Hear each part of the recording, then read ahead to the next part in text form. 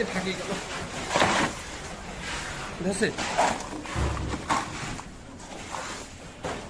এটা মটকা? হ্যাঁ, এটা মটকা চালি বলে। মটকা আবার কোন ধরনের নাম এগুলো? এটা মাথা মোটা মাথা।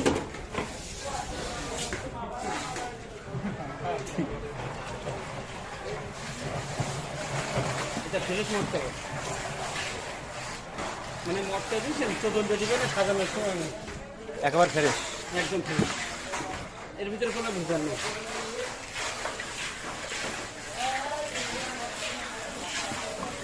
যাকে বলা আই আম ফ্রেশ।